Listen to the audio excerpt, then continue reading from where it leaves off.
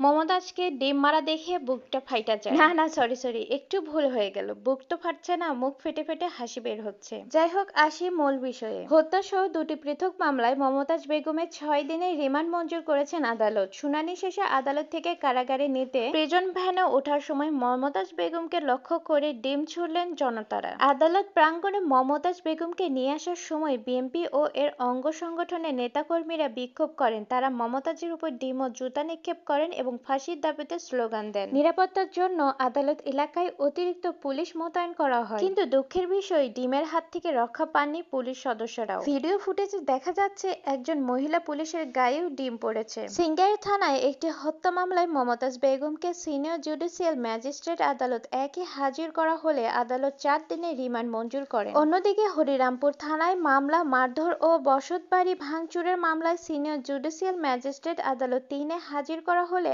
আরও 2 দিনের রিমান্ড মঞ্জুর করেন বিচারক।